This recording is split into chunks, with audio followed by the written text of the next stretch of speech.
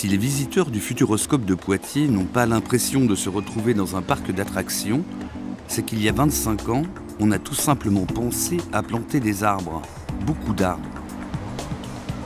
Si la Vienne a voulu promouvoir la technologie, elle n'a pas pour autant oublié qu'elle était un département vert qui recèle bien des pépites. Et si les géants qui gardent les portes du Futuroscope portaient le regard à la ronde, sans doute pourraient-ils voir un château qui retient sa propriétaire, des cabanes perchées pour citadins stressés et le jardin écrin d'un vieux prieuré. Et à leurs pieds, un parc qui a su se faire jardin.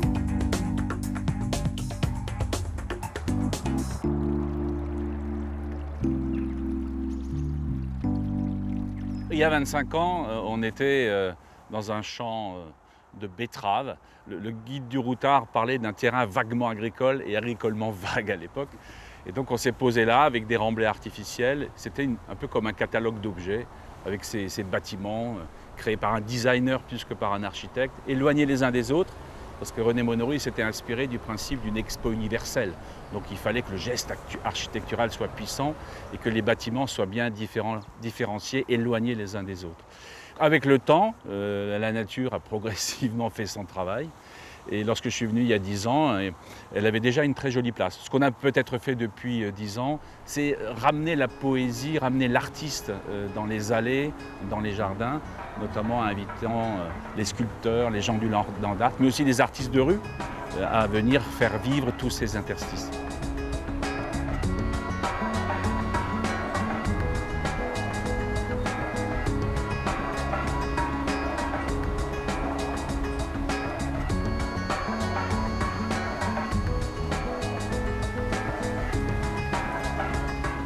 Au départ, le parc était fait pour accueillir des pavillons. Donc c'était avant tout un espace très ouvert et avec une végétation très linéaire, implantée selon un plan très orthogonal.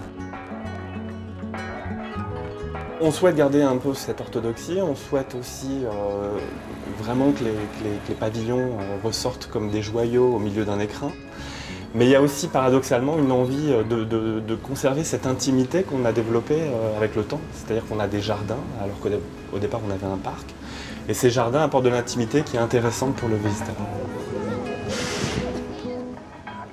Ce qu'on a constaté, c'est qu'au fond, la satisfaction du visiteur, elle est fabriquée par 3 ingrédients qui pèsent à peu près la même chose, un tiers chacun. Le premier, c'est ce qui va vivre dans les contenus qu'on lui a vendus par avance. Ok, c'est des spectacles, il faut que ça marche, sinon il n'est pas content. Le deuxième tiers, c'est la relation qui va avoir lieu avec le lien que notamment nous sommes capables de lui donner à travers l'accueil. Et puis le troisième tiers, c'est ce qu'on va appeler le contexte, l'atmosphère.